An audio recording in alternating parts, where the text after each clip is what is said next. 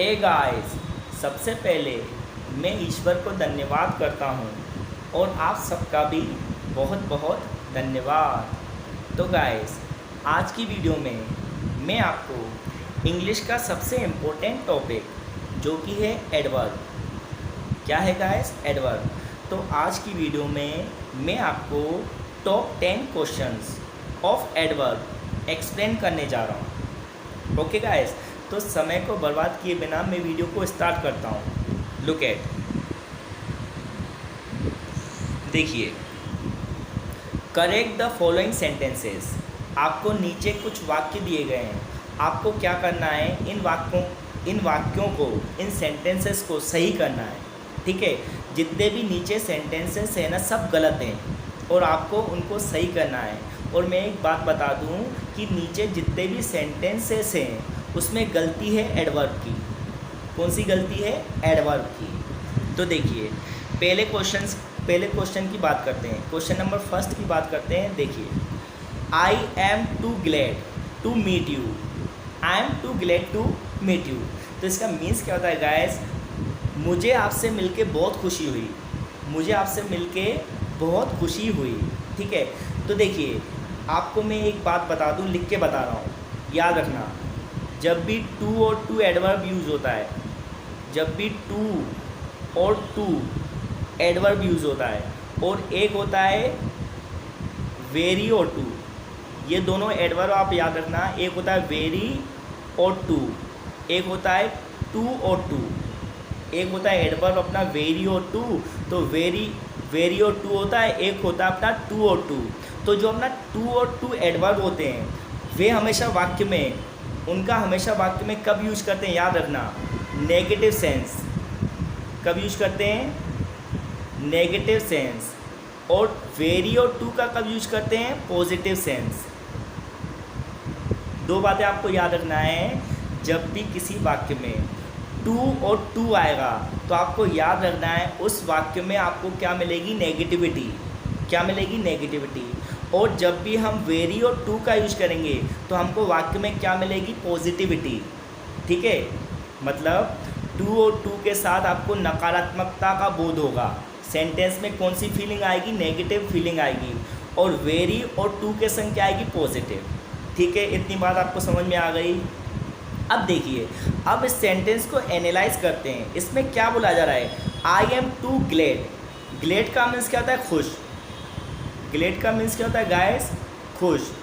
तो इसमें क्या बोला जा रहा है? I am too glad to meet you, मतलब मैं आपसे मिलके बहुत खुश हूँ। मैं आपसे मिलके बहुत खुश हूँ। तो आपको समझ में आ रहा होगा इस सेंटेंस में फीलिंग कौन सी है गाइस?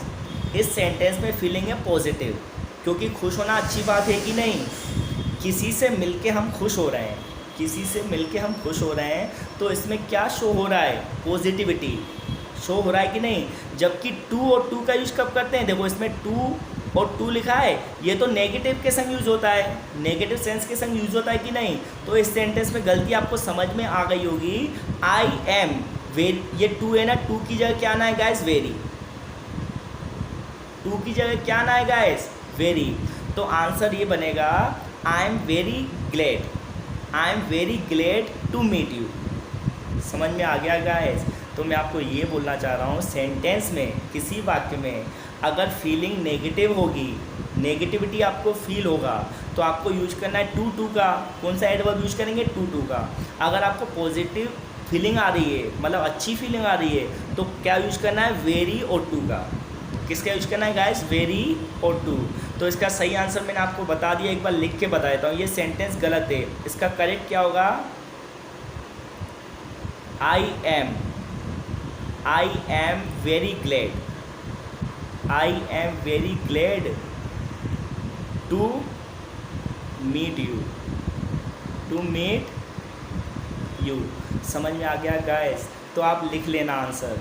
ठीक है, और आपको तो बस एक चीज़ याद रखनी है, टू और टू क्या शो करता है? नेगेटिविटी। और वेरी और टू क्या शो करता है? पॉजिटिविटी। ठीक है, तो इस सेंटेंस में क्या है गाइस? पॉजिटिविटी है, तो इस टू की जगह आपको क्या लगाना है? वेरी। बस आंसर आपका सही हो जाएगा। ओके गाइस, देखिए, अब क्वेश्चन नंबर सेकंड को एनालाइज करते हैं। देखिए, my son's health is too good. देखो इसमें फिर से सेम पिच का क्वेश्चन आ गया है। देखिए, my son's health is too good, मेरा जो पुत्र है उसका जो स्वास्थ्य है वो बहुत अच्छा है। मेरे पुत्र का स्वास्थ्य बहुत अच्छा है कि नहीं गाइस? इसका मीन्स ये, ठीक है। अब मैं आपको बताऊं, जो सन है, सन की जो हेल्थ है, स्वास्थ्य वो अच्छी है, तो सेंटेंस में क्या आ रही है? पॉजिटिविटी। इस सेंटेंस में क्या है? पॉजिटिविटी है कि नहीं? मतलब आपको इस सेंटेंस में फीलिंग आ रही है कि नहीं कि भैया मेरे पुत्र का स्वास्थ्य बहुत अच्छा है कि नहीं? अब स्वास्थ्य अच्छा होना पॉजिटिव बात है कि नेगेटिव? अच्छी बात है ना। तो अच्छी बात है तो भैया टू तो आता नहीं है। मैंने जस्ट ऊपर अभी एक्सप्लेन किया था कि जब भी पॉजिटिव सीन आएगा या पॉजिटिव सेंस आएगा तो हम किसका यूज करते हैं? वेरी का। कौन सा एडवर्ब यूज करते हैं? वेरी, ठीक है ना। तो टू एडवर्ब की जगह आपको क्या लगाना है? वेरी। Is it done? तो इसका सही आंसर क्या बनेगा? My son's health is very good.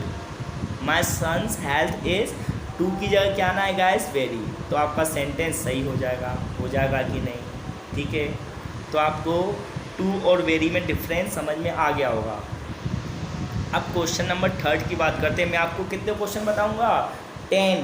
कितने बताऊंगा? 10 क्वेश्चन एक्सप्लेन करूंगा। ओके, अब देखिए, इट इज़ वेरी हॉट। देखिए सेम पिच का क्वेश्चन है। It is very hot to play football. It is very hot to play football. तो फुटबॉल खेलना मतलब इतनी गर्मी है। इसका मीन्स क्या है गाइस? मैं आपको हिंदी बताऊँ इस सेंटेंस की। इतनी गर्मी है कि फुटबॉल नहीं खेल सकते। इसमें सेंटेंस में बोला जा रहा है इट इज़ वेरी हॉट, इतनी गर्मी है कि फुटबॉल नहीं खेल सकते। तो इस सेंटेंस में आपको नेगेटिविटी फील हो रही है कि नहीं? इस वाक्य में नेगेटिव सेंस फील हो रहा है कि नहीं? मतलब इतनी गर्मी है कि भैया फुटबॉल नहीं खेल सकते। तो इस सेंटेंस में नेगेटिविटी है, तो इसमें क्या आ गया? वेरी आ गया है। तो वेरी तो किसके संग आता है? जो वेरी एडवर्ब है वो किसके संग यूज करते हैं अपन? पॉजिटिव सेंस में करते हैं कि नहीं? और जबकि ये तो नेगेटिव सेंस है कि नहीं? तो आपको ये वेरी को हटाना है। क्या करना है गाइस? आपको वेरी को क्या करना है? रिमूव करना है। वेरी को हटा के क्या लगाना है? Too, TOO। कौन सा टू? TOO। तो it is too hot to play football. इतनी गर्मी है कि फुटबॉल नहीं खेल सकते। Is it done? तो होप आपको वेरी और टू में डिफरेंस अच्छे से समझ में आ गया होगा। जो वेरी एडवर्ब है और जो टू एडवर्ब है आप उसमें कभी गलती नहीं करोगे। जैसे मुझे आपसे बोलना है I am very happy to see you. I am very happy to see you मतलब मुझे आपको देखकर बहुत खुशी होती है, ठीक है ना। मुझे आपको देखकर बहुत खुशी होती है। अब मैं आपको अगर ये बोलूँ कि भैया I am too happy to see you, तो ये सेंटेंस गलत है, क्योंकि मुझे आपको देख के खुशी हो रही है। तो कौन सी फीलिंग आ रही है? पॉजिटिव। तो मैं क्या बोलूँगा आपसे? I am very happy to see you, isn't it? ठीक है गाइस। तो क्वेश्चन नंबर 4 की बात करते हैं। लुक एट क्या लिखा है? He runs enough fast to win this race. इसमें क्या पूछा गया है गाइस? वह पर्याप्त रूप से, इनफ का मीन्स क्या होता है गाइस? पर्याप्त रूप से। वह पर्याप्त रूप से तेज भागता है। इसका मीन्स क्या है? वह पर्याप्त रूप से तेज भागता है इस रेस को जीतने के लिए। तो आपको मैं ये बता दूं, जो ये इनफ वाला क्वेश्चन है, जो इनफ का क्वेश्चन है, इनफ एक एडवर्ब है। ये सभी एग्ज़ाम में पूछा जाता है। तो मैं आपको लॉजिकली इसको एक्सप्लेन कर देता हूँ, आप कभी नहीं भूलोगे कि इनफ जो एडवर्ब है वो एक वाक्य में कहाँ पर आता है। याद रखना, सबसे पहले आता है एडजेक्टिव। सबसे पहले क्या आएगा गाइस? एडजेक्टिव प्लस क्या आता है अपना? इनफ। जो इनफ आएगा ना, आपको याद रखना है हमेशा एडजेक्टिव के बाद आएगा। जो इनफ कब आएगा? एडजेक्टिव के बाद। इट मीन्स पहले एडजेक्टिव आएगा फिर इनफ आएगा। तो समझो इस वाक्य में ना, जो एडजेक्टिव पता है क्या है? फास्ट है। जो फास्ट क्या है अपना? एडजेक्टिव। जो फास्ट एक एडजेक्टिव है, तो सबसे पहले क्या आएगा? फास्ट आएगा कि नहीं? जैसा कि मैंने आपको बता दिया, जब भी इनफ एज एन एडवर्ब काम करता है। इनफ एक एडवर्ब की तरह काम करेगा, तो इनफ से पहले ही हमेशा एडजेक्टिव आएगा। तो देखिए फास्ट सबसे पहले आना है, फिर क्या आना है अपना इनफ। क्या आना है गाइस? इनफ। तो जो सेंटेंस है ना इसमें गलती क्या है, जो इनफ का प्लेसमेंट गलत है। तो आपको याद रखना है ही रन्स फास्ट इनफ। सही सेंटेंस क्या बनेगा guys? He runs fast enough to win this race. समझ में आ गया? तो आप सब कुछ भूल जाना है, एक कॉन्सेप्ट याद रखना, जब भी सेंटेंस में इनफ एज एन एडवर्ब काम करेगा तो वो एडजेक्टिव के बाद आएगा, ना कि एडजेक्टिव के पहले। ठीक है, देखो नेक्स्ट क्वेश्चन की बात करते हैं। He is enough intelligent, he is enough intelligent to do this work. तो इसका मीन्स क्या है? जो क्वेश्चन नंबर 5 है, ही इज़ इनफ इंटेलिजेंट मतलब वह पर्याप्त रूप से समझदार है इस कार्य को करने के लिए। मैं आपको हिंदी भी बताता जा रहा हूँ, ठीक है? तो आप इसको समझो। फिर से सेम पिच का क्वेश्चन है, जो सेम पिच का क्वेश्चन है, क्वेश्चन में देखिए फिर से देखो, इंटेलिजेंट एक एडजेक्टिव है कि नहीं? इंटेलिजेंट एक एडजेक्टिव है और इनफ एक एडवर्ब है कि नहीं? मैंने अभी जस्ट ऊपर एक्सप्लेन किया था। तो सबसे पहले क्या आता है? एडजेक्टिव। सबसे पहले एडजेक्टिव आएगा, फिर आएगा इनफ। आएगा कि नहीं? तो वही कॉन्सेप्ट है, प्लेसमेंट गलत है। फिर से क्या सेंटेंस में प्लेसमेंट गलत है? तो आंसर क्या होना चाहिए? ही is intelligent enough. Enough intelligent की जगह आपको क्या करना है? यहाँ पे लिखना है ही इज़ इंटेलिजेंट, फिर आएगा इनफ। फिर पूरा क्वेश्चन आपका सेम टू सेम लिखना है। समझ में आ गया? मैं आपको फिर से एक बार बता दूं, मैंने आपको बता दिया था जो इनफ एडवर्ब है, जो इनफ एडवर्ब है वो कब आता है? एडजेक्टिव के बाद। कब आता है? किसी भी एडजेक्टिव के बाद इनफ आता है कि नहीं? तो एडजेक्टिव है अपना इंटेलिजेंट, है कि नहीं? और इनफ यहाँ पे आना है कि नहीं? तो इनफ यहाँ पे आएगा और इंटेलिजेंट इस साइड चले जाएगा। तो क्या आंसर बनेगा? He is intelligent enough, he is intelligent enough to do this work. Next question को एनालाइज करते हैं। देखिए guys, when a tiger appeared, when a tiger appeared suddenly मतलब इसका मीन्स है जब एक टाइगर एकदम से आ गया, जब एक टाइगर एकदम से आ गया, we were little surprise, we were little surprise. तो मैं आपको ये बता दूं, जो लिटिल है ना एक एडजेक्टिव भी होता है और एक लिटिल क्या होता है? एडवर्ब। लिटिल किसका काम करता है? एडजेक्टिव का भी काम करता है और एडवर्ब का भी काम करता है। अब आपको पता है कि भैया एडजेक्टिव क्या होते हैं? जो किसी नाउन या प्रोनाउन की विशेषता बताते हैं। और एडवर्ब तो आपको पता है, जो शब्द किसी वर्ब, एडजेक्टिव, एडवर्ब की विशेषता बताएं या उनके बारे में बताए उसको एडवर्ब बोलते हैं। ठीक है, तो समझना, मैं आपको ये बताना चाह रहा हूँ, जो ये लिटिल है ना, लिटिल एक एडजेक्टिव भी है और लिटिल एक एडवर्ब भी है। आपको याद रखना है, क्योंकि यहाँ पे सरप्राइज एक क्या है? वर्ब है। सरप्राइज एक वर्ब है, तो वर्ब के बारे में क्या बता रहा है? लिटिल। वर्ब के बारे में क्या बता रहा है? लिटिल बता रहा है कि नहीं वर्ब के बारे में? तो समझना, इस क्वेश्चन को समझना।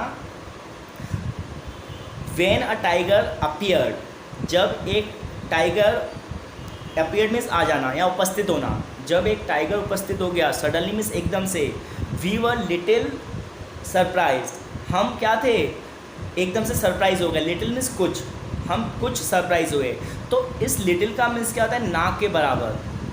क्या होता है गाइस? जो मैंने लिटिल लिखा है ना वो क्या है? ना के बराबर। इस वाले लिटिल का मीन्स होता है ना के बराबर, और एक और होता है, वो होता है अ लिटिल। क्या होता है? A little. तो अ लिटिल का मीन्स क्या होता है? कुछ। क्या होता है? कुछ या थोड़े बहुत, कुछ या थोड़े बहुत। तो सुनो, इस सेंटेंस को समझते हैं। जब हमने एक टाइगर को देखा या जब एक टाइगर हमारे सामने आया, तो हम क्या ना के बराबर सरप्राइज होंगे क्या? जैसे किसी के सामने कोई टाइगर आ जाता है तो वो ना के बराबर सरप्राइज तो नहीं होगा ना, कुछ होगा ना, एकदम से कुछ तो सरप्राइज होंगे कि नहीं? तो इसमें ना लिटिल की जगह क्या लगाना है आपको? A little. सेंटेंस में क्या आना है? तो आपको मैं एक चीज़ बता दूं, शायद आपको पता हो, लिटिल एक एडजेक्टिव है या डिटर्मिनर भी बोलते हैं, आपने कभी सीखा हो। आप बोल सकते हो सर लिटिल तो एक एडजेक्टिव होता है, तो आपको मैं बता दूं लिटिल एक एडजेक्टिव होने के साथ साथ एक एडवर्ब भी होता है। समझ में आ रही है बात? तो हम क्या हो गए, कुछ सरप्राइज हुए, ना के बराबर नहीं कुछ। तो क्या आना है, लिटिल की जगह क्या आना है guys, a little. Okay guys, next question की बात करते हैं। Ram only came here last Saturday. तो इसका मीन्स क्या होता है, जो लास्ट मतलब पिछले सैटरडे को राम आया, पिछले सैटरडे को केवल राम आया, राम आया केवल पिछले सैटरडे को, मतलब बीते हुए सैटरडे को कौन आया, राम आया।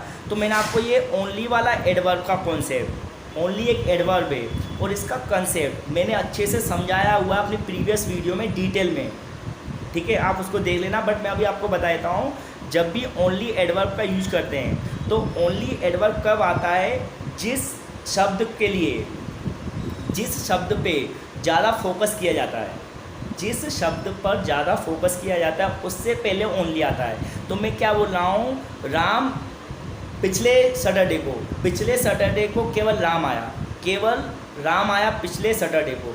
तो पिछले सैटरडे को कोई नहीं आया, कौन आया, केवल राम। तो क्या आ जाएगा इसमें, ओनली का आना है, राम केम हेयर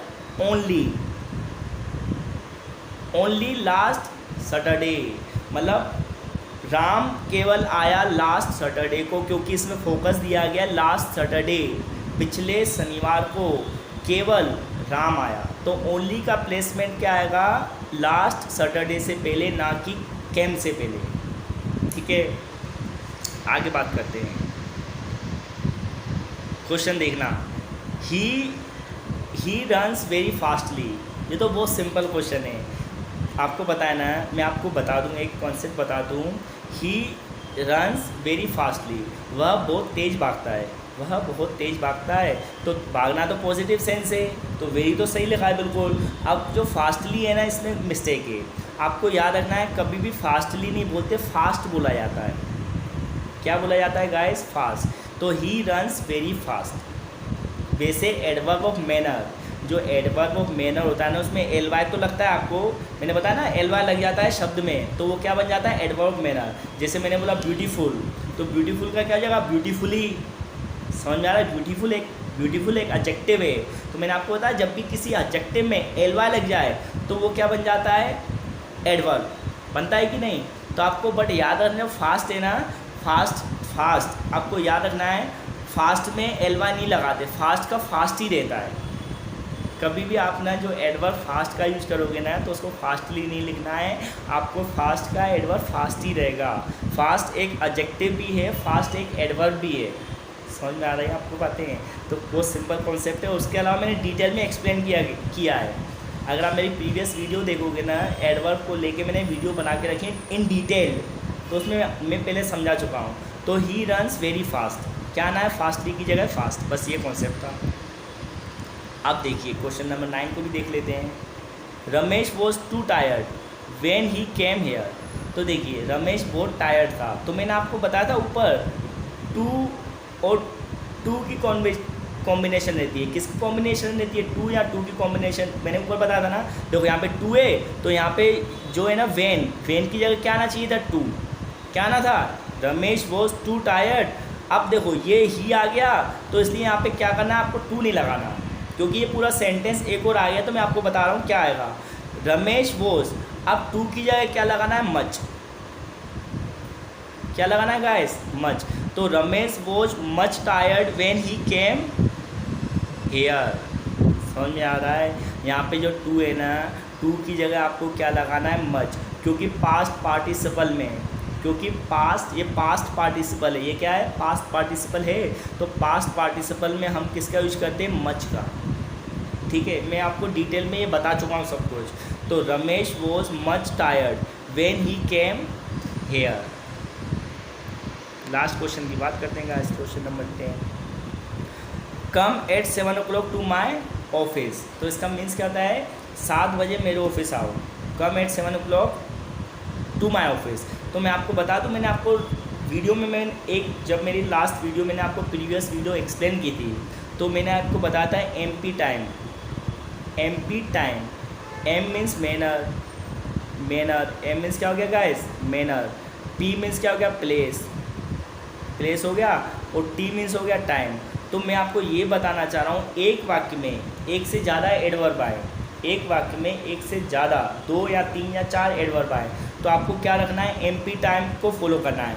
मतलब सबसे पहले एडवर्ब मैनर, फिर एडवर्ब ऑफ प्लेस, फिर एडवर्ब ऑफ टाइम। तो कम तो एक वर्ब है। अब देखो ये 7 o'clock क्या है, टाइम, 7 o'clock टाइम है कि नहीं, और जो ऑफिस क्या है, प्लेस है कि नहीं।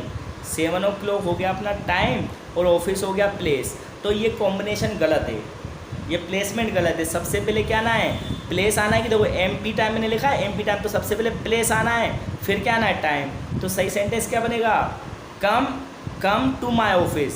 मैं बोल रहा हूँ, इसका गलती क्या है, सब सुनना guys. Come to my office at 7 o'clock, come to my office at, answer बनेगा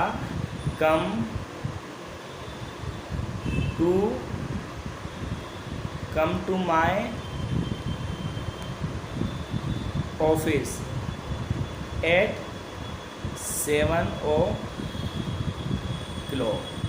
तो होप गाइस आपको ये 10 क्वेश्चन, टॉप 10 क्वेश्चन किसके एडवर्ब के समझ में आए होंगे, ठीक है।